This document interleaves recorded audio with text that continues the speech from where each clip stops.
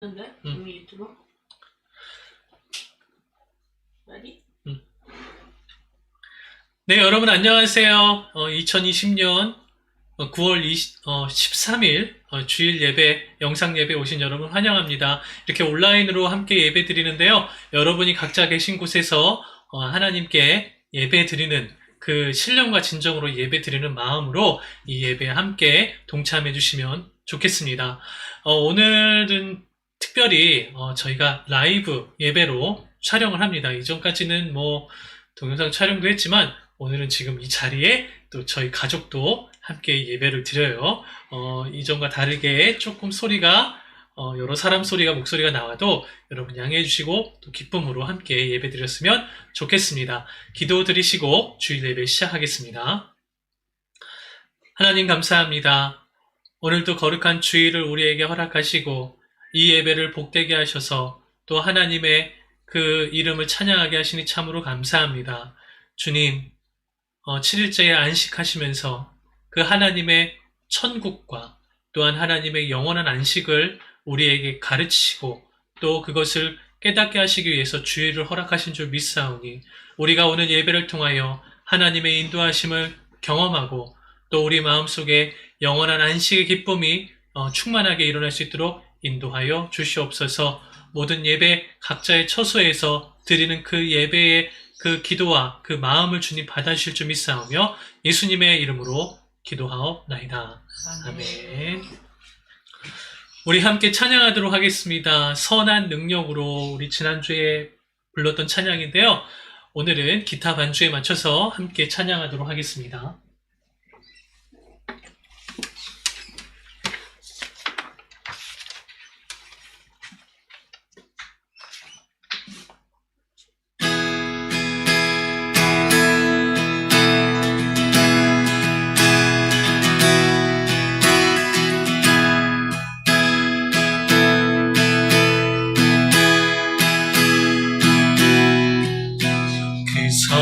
하나님의 고요히 감사여 그 놀라운 평화를 누리며 나 그대들과 함께 걸어가네 나 그대들과 한 해를 여네 그 선한 힘이 우리 감싸시니 믿음으로 일어날 일 기대하네 우리때나 우리와 함께 계셔 하루 또 하루가 늘 새로워 지나간 허물 어둠의 날들이 무겁게 내 영혼 짓눌러도 오 주여 우릴 외면치 마시고 약속의 구원을 이루소서 그 선한 힘이 우리 감싸시니 믿음으로 일어날 일 기대하네 주 언제나 우리와 함께 계셔 하루 또 하루가 늘 새로워 주께서 밝히신 작은 촛불이 어둠을 헤치고 타오르네 그 빛에 우리 모두 하나 되어 온 우리의 비추게 하소서. 그 선한 힘이 우리 감싸시니 믿음으로 일어날 일 기대하네. 주 언제나 우리와 함께 계셔. 하루 또 하루가 늘 새로워. 이 고요함이 깊이 번져갈 때 저 가슴 벅찬 노래 들리네. 다시 하다가 되게 이끄소서. 당신의 빛이 빛나는 이 밤 그 선한 힘이 우리 감싸시니 믿음으로 일어날 일 기대하네. 주 언제나 우리와 함께 계셔.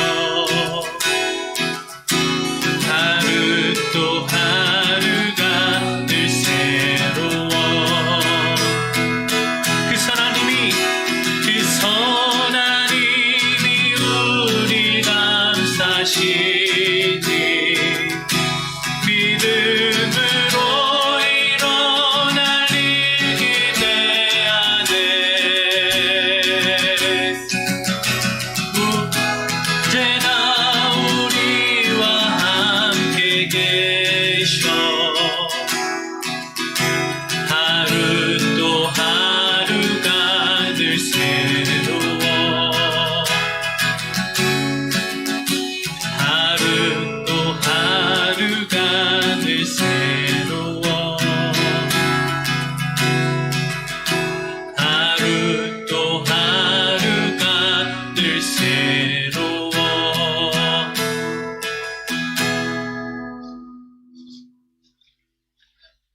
우리 다 같이 주기도문 하시겠습니다. 하늘에 계신 우리 아버지여, 이름이 거룩히 여김을 받으시오며 나라가 임하옵시며 뜻이 하늘에서 이루어진 것 같이 땅에서도 이루어지이다. 오늘날 우리에게 일용할 양식을 주시옵고 우리가 우리에게 죄 지은 자를 사하여 준 것 같이 우리의 죄를 사하여 주시옵고 우리를 시험에 들게 하지 마시옵고 다만 악에서 구하옵소서. 나라와 권세와 영광이 아버지께 영원히 쌓옵나이다. 아멘. 네, 말씀 보도록 하겠습니다. 우리가 계속해서 산상수훈 6장의 말씀을 나누고 있는데 주기도문 말씀 배우고 있습니다. 오늘 말씀은 13절부터 15절까지 제가 봉독해 드리도록 하겠습니다. 우리를 시험에 들게 하지 마시옵고 다만 악에서 구하시옵소서. 나라와 권세와 영광이 아버지께 영원히 쌓옵나이다. 아멘. 너희가 사람의 잘못을 용서하면 너희 하늘 아버지께서도 너희 잘못을 용서하시려니와 너희가 사람의 잘못을 용서하지 아니하면 너희 아버지께서도 너희 잘못을 용서하지 아니하시리라. 아멘. 네, 오늘 우리가 나눌 설교의 제목은 우리를 시험에 들게 하지 마옵소서, 이렇게 말씀 제목을 나누는데요. 계속해서 주기도문 말씀을 배우고 있죠. 주기도문은요, 예수님이 우리에게 주기도문을 가르쳐 주신 이유와 목적이 있습니다. 그것은 뭐냐면 하나님의 나라가 이 땅에 임하는 것을 말씀하시기 원해서요. 하나님의 나라라는 그런 의미는요, 이미 천국에서 하나님이 거하시는 그 보좌가 있는 그 천상의 하늘에서의 그 모습을 의미하는데, 하늘은요, 하나님이 완벽하게 그리고 완전하게 통치를 하시는 곳입니다. 그 영원전부터 영원토록 존재하는 그 천상에서 그 전능하신 하나님이 완벽하게 하나님의 뜻으로 통치하는 그런 세계, 그게 바로 하나님의 나라인데요. 그런데 하나님께서 이 땅을, 이 세상을 만드셨죠. 천지를 창조하시고 거기에 사람들을 만드시고 또 그 모든 피조 만물들과 모든 자연을 하나님의 법칙대로 만드셨다는 거예요. 그런데 창세기에 보면 그 하나님이 만드신 세상 가운데 사탄이 들어오게 되고 또 사람 가운데 죄가 들어오면서 그 하나님의 질서와 법이 깨어지게 됩니다. 그렇게 범죄한 인간이 에덴 동산에서 추방되면서 이루어지는 인간의 역사, 그 이 땅의 역사를 보고 불안정한 상태라고 이렇게 말할 수가 있습니다. 하나님은요, 주님이 지으신 이 세계가 하나님의 뜻처럼 이 땅 가운데도 온전하게, 완전하게 이루어지길 원하셔요. 그래서 다시 주님이 지으신 세계를 하나님의 통치로 새롭게 회복시키는 것이 하나님의 뜻입니다. 왜 하나님은 이 땅을요, 새롭게 회복시키려고 하실까요? 귀찮게 그냥 마음에 안 들면 노아의 심판 때처럼 그냥 다 없애버리고 그냥 세상 다 없애버려도 가능할 것을 왜 하나님은 이 땅을 새롭게 회복시키실 원하셨을까요? 그거는요, 요한복음 3장 16절에 그 하나님의 마음에 대해서 너무나 잘 표현해주고 있습니다. 요한복음 3장 16절에 뭐라 그러죠? 하나님이 세상을 이처럼 사랑하사. 하나님이 세상을 어떻게 생각하시냐면요, 너무나 사랑하시는데 그 사랑의 방법이 자기의 정말 사랑하는 독생자를 죽이면서까지 이 땅을 구하시는 그 사랑을 보여주셨다는 거예요. 하나님의 사랑이 얼마나 크면 자기의 친아들, 독생자를 우리를 위해서 대신 희생시키시는 그런 사랑을 베푸셨다는 겁니다. 한 가지 예를 들면요, 이렇게 표현할 수 있어요. 가정에서 우리가 가정을 이제 천국의 모형이다 이렇게 표현을 많이 하는데, 그래서 가정의 회복과 가정의 평안이 정말 중요합니다. 우리의 인생에서요. 가정에서 부부가 사랑을 해서 이제 자녀를 얻게 됩니다. 그러면요, 그 자녀는요 너무나 사랑스럽죠. 왜냐하면 부모가 낳은 자식이잖아요. 몸에서 나온 자녀잖아요. 생명이잖아요. 사랑하지 않을 수가 없는 겁니다. 그래서 아기가 태어나면요, 아기를 위해서 뭐 사진도 찍고 뭐 장난감도 사주고 뭐 아이에게 필요한 모든 것을 다 준비해가지고 그 아이를 정성껏 돌보고 보살피죠. 최고로 잘해주고 싶은 것이 부모의 마음이죠. 그런데 만약에 여러분, 그 부모가 자녀를 돌보야 함에도 불구하고 만약에 무슨 일이 생겨서 더 이상 그 자녀를 돌보지 못하게 되고 더 이상 그 사랑을 쏟지 못하는 상황이 발생했다면 이 자녀들은 과연 어떻게 될까요? 이 아기들, 이 자녀들은요, 어떻게 될까요? 그 삶은요, 우리가 상상해봐도 비참한 인생으로 빠질 수밖에 없겠죠. 세상의 여러 가지 유혹과 쾌락과 범죄 그리고 악으로부터요, 어떤 보호와 돌봄도 받을 수가 없는 상태에 놓여지게 됩니다. 스스로 세상을 배워야 돼요. 세상의 악한 것을 보면서 살아남아야 되는 그런 운명에 처해 있다는 거예요. 여러분, 만약에 부모의 입장에서 자녀가 죄에 빠져 있고 맨날 술 먹고 마약하고 도박에 빠지고 음란하고 악한 생각, 어떻게 사람을 해칠 생각만 하고, 만약에 자녀가 그런 상황으로 매일같이 살아가게 되고 그것을 부모가 알게 된다면 그 부모의 마음이 어떨까요? 찢어지게 가슴 아프지 않을까요? 왜 그런 아픈 마음이 있죠? 사랑하니까. 정말 내가 이 자녀를 사랑하고 이 자녀가 행복하게 살기를 원하니까요. 그래서 그 자녀를 어떻게든 더 잘 돌봐주고 싶고, 더 사랑을 해주고 싶고, 더 세상의 악한 것들로부터 보호하고 지켜주고 싶은 마음이 부모의 마음이잖아요. 그래서 하나님은요, 우리가 죄 가운데서 떠나서 하나님의 사랑 안에 살기를 원하십니다. 하나님의 사랑에 거하게 하시려고 하나님께서 우리에게 성경을 가르쳐 주시고 또 그 하나님의 나라와 하나님의 다스리심이 우리 가운데 이루어지기를 기도하라는 그 메시지가 바로 주기도문의 기도의 내용인 것입니다. 할렐루야. 예수님이 주기도문 말씀하시면서 이 주기도문의 내용을 보면 7가지의 기도의 내용이 있습니다. 먼저 첫 번째부터 세 번째까지 기도는요, 하나님을 위해서 기도하는 거예요. 천상의 나라, 하나님의 뜻, 그 하나님의 거룩하신 이름이 이 땅 가운데 이루어지기를 소망하는 기도를 먼저 드리는 거였어요. 그 다음 네 번째부터 7번째까지의 기도는요, 우리 개인에게, 우리 자신에게 혹은 이 땅 가운데 임해야 되는 그 하나님의 나라를 위해 기도하라는 거예요.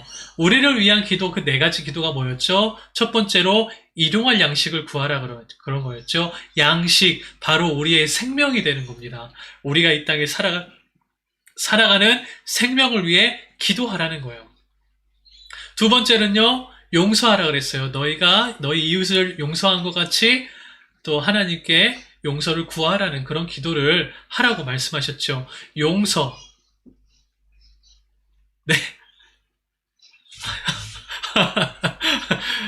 용서를 구하라. 근데 이 용서는요, 바로 하나님이 우리를 용서하신 그 마음으로 우리 또한 하나님의 마음을 품고 이웃을 용서하라는 거예요. 그것에 담겨 있는 것은 바로 사랑이죠. 하나님을 사랑한 것, 그리고 이웃을 내 몸과 같이 사랑하라. 내 몸, 내가 하나님께 용서받은 그 은혜만큼 기쁨으로 이웃을 용서해라. 그것이 바로 이웃 사랑의 핵심입니다. 오늘 우리가 배울 말씀이죠. 6번째 기도의 내용, 시험. 너희가 시험에 들지 않기 위해서 기도하라. 우리에게 시험에 들지 말게 하옵소서. 바로 이 시험에 대한 기도를 드리라는 건데요. 이 시험은요, 결론적으로 우리의 신앙의 연단을 가져옵니다. 하나님의 나라를 이루기 위해서 우리가 반드시 훈련하고 반드시 넘어야 할 것이 바로 이 시험이고 연단인 것이죠. 마지막 4번째로 악에서 구원해달라는 기도를 드리라고 합니다. 우리는 더 이상 사탄에게 매여있는 존재가 아니라 로마서의 표현대로라면 우리는 죄와 사망의 모든 사슬이 다 끊어진 온전히 하나님으로부터 새로운 삶을 살아가는 사람들이에요. 그래서 악에서 구원해달라는 기도를 명령하고 계십니다. 오늘은 드디어 6번째 기도의 제목, 우리를 시험에 들게 하지 마옵시고 라는 내용이에요. 오늘 이 말씀을 통해서, 오늘 이 설교를 통해서 우리는요, 시험이 무엇인지 그 의미를 한번 살펴보려고 합니다. 그리고 어떻게 우리가 시험을 이겨내는지 우리 한번 말씀을 나눠보도록 하겠습니다. 먼저 첫 번째로요, 시험의 의미가 있어요. 이 시험이라는 게 뭘까? 자, 시험. 우리가 뭐 다 알고 있어요. 학교에서 뭐 시험 본다, 뭐 중간고사, 기말고사, 뭐 HSC 시험, 다 마찬가지 이 시험. 이거는요, 목적이, 우리 테스트라는 말을 쓰잖아요. 영어로. 테스트. 이 시험의 목적은요, 내가 지금 어느 수준에 있는지, 도달해 있는지를 체크하는 게 목적이에요. 그래서 그 사람이 지금 제대로 배우고 있다, 제대로 그 길을 가고 있다는 걸 확인하기 위한 목적으로 테스트가 있습니다. 성경에 보면 아브라함이 하나님의 언약을 확신하고 또 인내하고 기다려서 믿음으로 그 아들 이삭을 낳았습니다. 그랬는데 하나님이 이때 아브라함의 믿음을 테스트하시죠.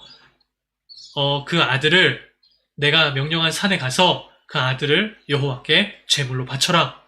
그 이야기를 하셨을 때 아브라함이 그 시험을 순종합니다. 그래서 이삭을 데리고 가서 제단에서 이삭을 죽이려고 할 때 갑자기 하늘에서 음성이 나타나죠. 아브라함아, 아브라함아, 이제 내가 여호와를 경외하는 줄을 내가 알겠다. 그 이전까지는 하나님의 말씀, 약속을 신뢰하는 믿음으로 살아왔는데 진짜 그게 하나님을 향한 믿음이었는지 아니면 자기의 뜻을 구하는 건지 그것을 확인하시기 위해서 하나님은 아브라함에게 테스트, 시험을 하셨다는 거죠.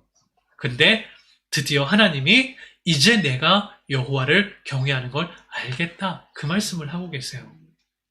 이게 시험의 종류입니다. 두 번째는요. 어떤 시험이 있냐면 trial. 이거는요. 시련이라는 것이죠. 어떤 어려운 상황이 계속 지속된다는 거예요. 고난이라고도 말합니다. 믿음의 사람들에게는 때로는 이런 시련, 어려운 고난의 상황이 있습니다. 우리가 영어로 된 그 주기도문에서는 우리가 이 트라이얼 시험에서 이기게 해달라는 기도를 트라이얼로 이렇게 번역해서 이야기도 말을 합니다. 이 시련, 고난의 의미가 뭐냐면요, 바로 믿음의 사람들에게 단련하고 연단한다는 의미가 있어요. 성경에 대표적으로 욥이란 사람을 예를 들 수 있죠. 욥은요, 욥기 1편의 1장에 보니까 하나님 보시기에 정말 의로운 사람이었어요. 근데 마귀가 와서 하나님 앞에서 이렇게 욥을 고발합니다. 욥이 하나님을 경외하는 것은 이유가 있어서 그래요. 하나님이 은혜 베풀고요, 잘 살게 하시고요, 부자가 되게 했기 때문에 그 욥이 하나님을 믿는 거예요. 그걸 빼앗아 버리면 욥은 100% 하나님 져버립니다. 그래서 하나님이 그 마귀의 요청을 응해서 시험해봐라, 트라이얼 해봐라, 그렇게 그 이야기를 응하시는 내용이 나와요. 그리고 나서 욥이 하루아침에 고난을 당하죠. 모든 자녀가 하루아침에 집이 무너져서 다 죽어버리고요. 그리고 모든 재산이 다 날아가고 또 자기의 몸에 악한 피부병 같은 게 나가지고 막 기와장 같은 거로 긁어야 살아야만 정말 몸과 마음과 모든 것이 처참하게 무너진 상황이 되는데 심지어 와이프는요, 차라리 그럴 바에 네가 하나님을 저주하고 죽어라, 그렇게 얘기를 하는 거예요. 이 저주하고 죽어라, 이게 바로 마귀의 시험이죠. 마귀가 이 욥의 마음을 대변해서 막 이렇게 하나님께 죄를 지으라고 하는 거예요. 근데 이 욥이 끝까지 그 모든 시험을 이겨냅니다. 그리고 마지막에 내가 이전까지는 귀로 하나님을 들었지만 이젠 눈으로 하나님을 배웁니다라는 믿음의 고백을 해요. 나의 이 먼지와 같은 이런 나의 이 죄를 용서해달라고 하나님께 회개하고요, 또 눈으로 하나님을 본다, 이렇게 얘기를 해요. 욥은 아무 죄도 없었어요. 그런데 까닭 없이, 아무 이유 없이 그런 고난이 닥쳐왔다는 거예요. 왜? 하나님은 이 욥을 통해서 그 욥의 삶이 더욱더 그 믿음이 강해지고 또 욥기의 고백처럼 정금과 같이 하나님께 나아가게 하기 위해서 연단하시는 과정이었다는 거예요. 세 번째로 시험은요, 어떤 의미가 있냐면요, temptation, 바로 유혹한다는 거예요. 막 여자가 꼬리치는 유혹하는 건데요. 이 유혹은요, 믿음의 신앙인들에게 이 유혹은 왜 다가오냐? 승리해야 되기 위해서 있습니다. 요셉이라는 사람은요, 애굽의 종으로 팔려갔을 때 그 보디발이라는 그 군대 장관의 집에 머물렀을 때 그 아내가 요셉을 유혹하죠. 와가지고 요셉에게 자기와 잠자리를 해달라고 유혹을 합니다. 그랬을 때 요셉은 그 자리에서 도망가죠. 박차고 나아갑니다. 믿음으로 승리한 것이죠.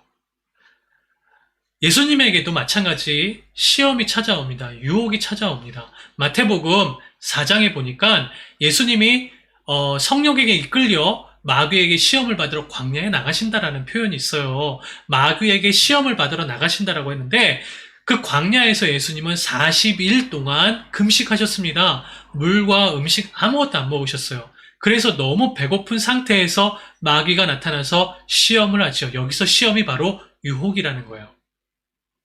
너무 배고프니까 뭘 유혹해요? 이 돌을 들어서 야, 이거 떡으로 바뀌게 해서 네가 먹어. 그럼 네 살 거야.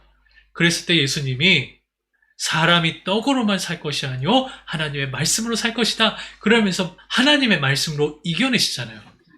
높은 성전에 올라가서 뛰어내려. 그러면 천사가 너를 받아줄 거야. 그랬을 때 예수님이 하나님의 말씀으로 그것을 이겨내십니다. 그리고 아주 지극히 높은 산에 올라가서 천하를 보여주면서 나한테 절하면 내가 이 모든 걸 다 줄게. 그랬을 때 성경에 기록한 대로 하나님의 말씀을 선언하시면서 그 자리에서 마귀를 쫓아내며 그 모든 유혹을 승리하시는 장면이 나옵니다. 이게 바로 성경에 나오는 시험의 세 가지 의미예요. 시험, 시련, 유혹. 그런데 오늘 예수님의 기도의 내용을 한번 보자는 거예요. 예수님의 기도의 내용은요, 시험에 들게 하지 마옵시고 라고 이렇게 되어 있어요. 시험에 들게 하지 마옵시고 라는 것은 시험에 듣는 것을 반대하는 거잖아요. 그것을 우리가 시험에 들지 않게 하나님한테 구하라는 내용이에요. 이게 무슨 의미가 있을까? 두 가지 의미로 해석이 돼요. 첫 번째 의미, 하나님이 우리의 믿음을 테스트하지도 말고, 단련하지도 말고, 그냥 우리는 하나님의 보호하신 대로 그냥 평안하게 살기를 원한다. 시험에 들게 하지 마시옵소서. 테스트도 말고 트라이얼 하지 마세요. 이런 기도의 의미가 될 수도 있잖아요.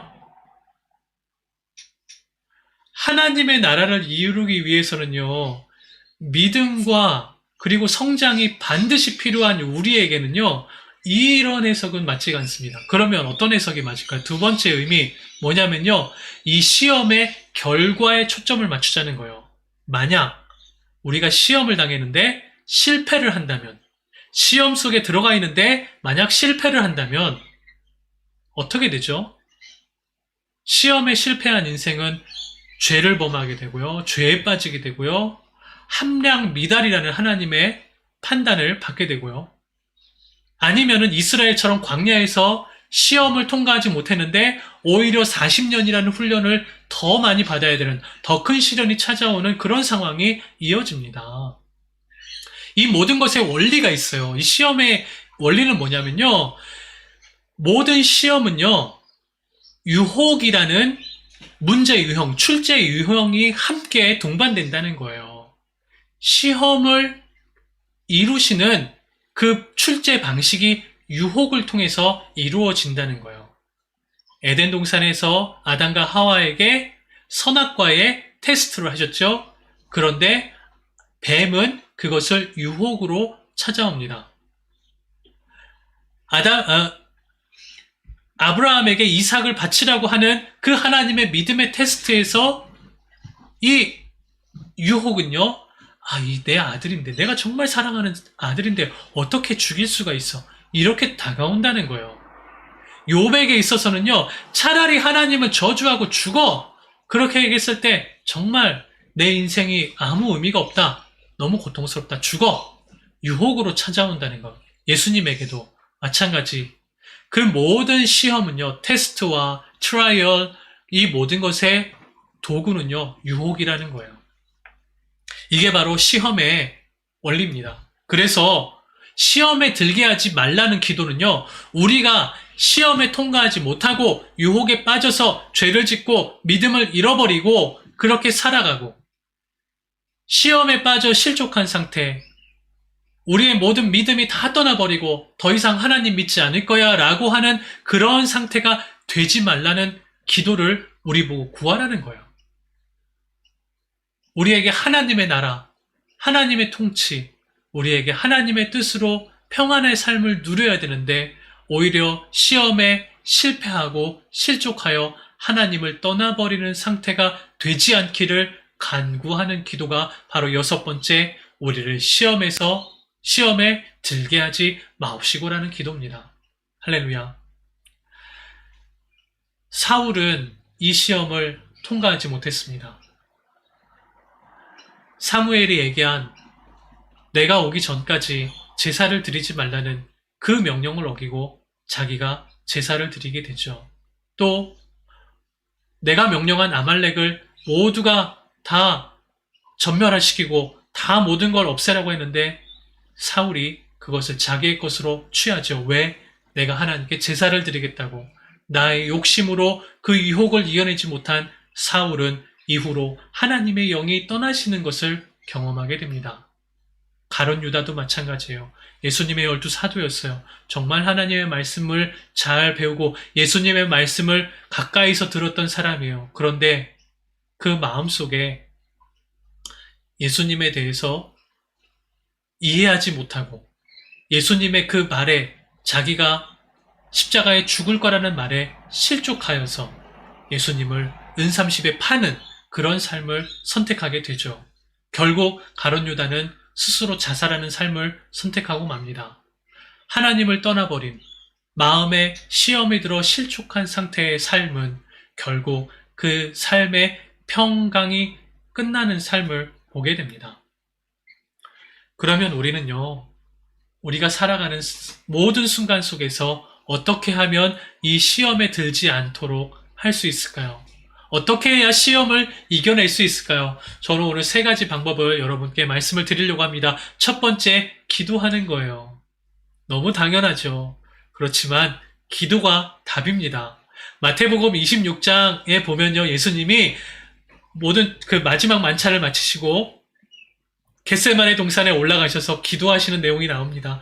십자가를 앞에 두고 예수님도 이 모든 시험을 이겨내기를 간구하시기 위해서 겟세마네 동산에 올라가실 때 베드로와 세베대의 2 아들 야고보, 요한을 3명만 따로 데리고 더 깊은 데로 가셔서 기도를 하세요. 그래서 너희가 나와 함께 기도하자. 그리고 예수님이 기도하실 때 기도하고 돌아와 보시니까 이 3명의 제자가 뭐하고 있어요? 자고 있어요. 그때 예수님이 하시는 말씀이에요. 너희가 시험에 들지 않게 깨어서 기도하라. 라고 이렇게 기도하는 거예요. 시험에 들지 않게 깨어 기도하라.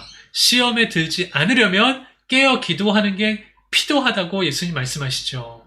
왜 기도를 해야 되냐? 하나님의 능력이 우리와 함께 하기를 기도하라는 거예요. 성령이 우리를 보호하셔서 이 모든 시험을 이겨내는 인내함의 열매를 얻게 해달라고 기도하라는 거예요. 그런데 왜 그렇지 못하는지를 예수님 말씀하십니다. 이어서 마음에는 원이로되 욕심이 약하도다. 마음에는 정말 그렇게 하고 싶어요. 정말 나는 예수님 잘 따르고 말씀대로 살고 싶어요. 그런데 나의 육신이, 나의 삶의 형편이 기도하고 싶은데 아침에 출근도 해야 되고 기도하고 싶은데 퇴근하고 나면 너무 피곤해서 교회도 못 가고 뭐 이렇게 하나님께 기도하는 삶을 살려고 해도 우리의 마음이 우리의 육신을 이겨내지 못하고 포기할 때도 많다는 것이죠. 그래서 예수님은 다시 한번 말씀하십니다. 시험에 들지 않게 깨어서 기도하라. 기도가 방법입니다. 2번째 방법은 뭐냐면요. 소망을 갖는 거예요. 소망. 왜 소망이 필요하냐? 이 소망은 뭐냐? 천국에 대한 소망, 구원에 대한 소망, 물론 다 맞아요. 그런데 특별히 시험을 통과하여 욥처럼 하나님을 보게 될 거라는 그 소망, 인내함으로 정금과 같이 나를 이끄실 거라는 소망, 내가 이것을 끝까지 참고 인내하겠다는 소망이 필요하다는 거예요. 로마서 5장 3절에서 4절에 이런 말씀이 있습니다. 우리가 환난 중에도 즐거워하나니, 트라이얼, 시련의 연속이죠.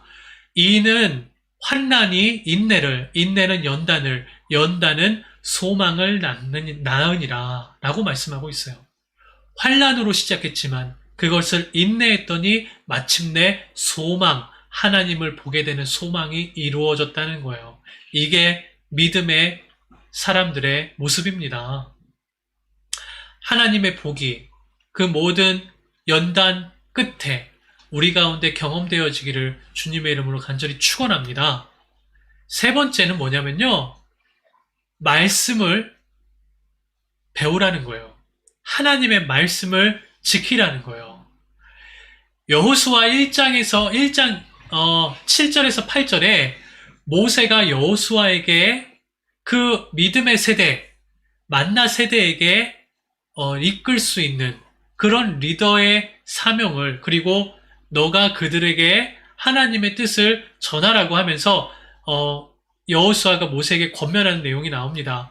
여호수아 1장 7절에서 8절 오직 강하고 담대하여 나의 종 모세가 명령한 그 율법을 다 지켜 행하고 우로나 좌로나 치우치지 말라. 그리하면 어디를 가든지 형통하리니 이 율법책을 내 입에서 떠나지 말게 하며 주야로 그것을 묵상하여 그 안에 기록된 대로 다 지켜 행하라. 그리하면 내 길이 평탄하게 될 것이요 내가 형통하리라.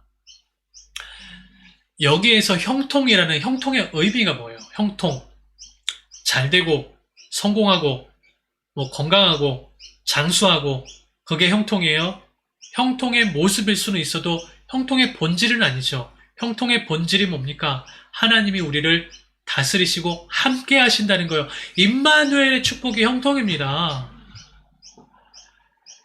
9절에 이어서 말합니다. 내가 어디로 가든지 내 하나님 여호와가 너와 함께하리라. 할렐루야. 이게 바로 형통인 삶이에요.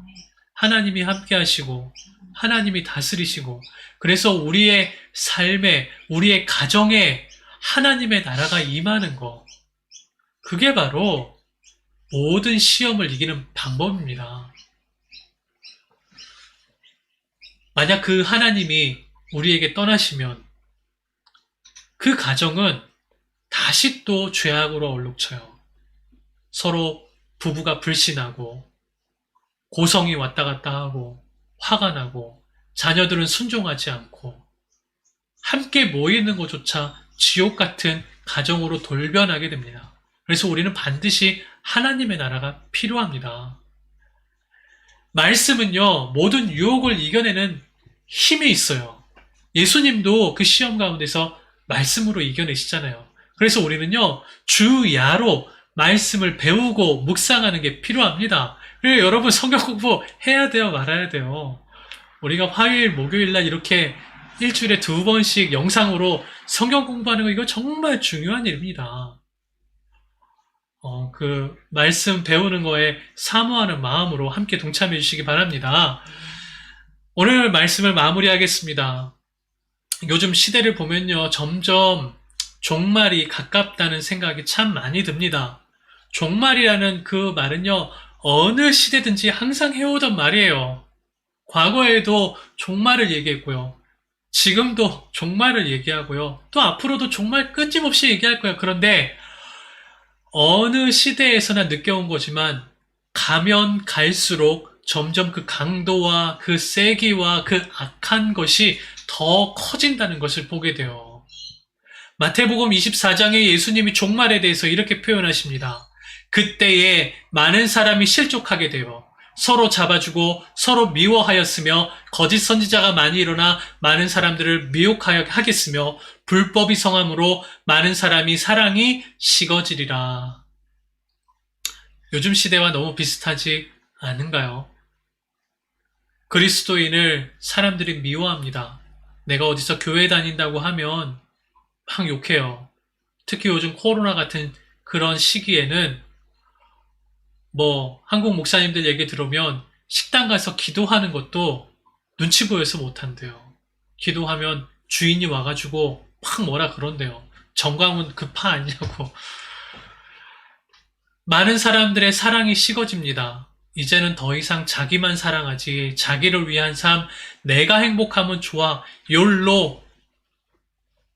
그렇지만 점점 이웃을 사랑하는 것이 사라지는 시대를 살게 됩니다. 여기에 또 거짓 선지자, 정광훈 목사와 같은 그런 하나님을 망령되게 하는 그런 목사님들도 얼마든지 일어날 수 있는 시대예요. 그런데 예수님이 말씀하시죠. 13절에 그러나 끝까지 견디는 자는 구원을 얻으리라. 우리는 시험에 들지 않도록 항상 기도해야 될 줄 믿습니다.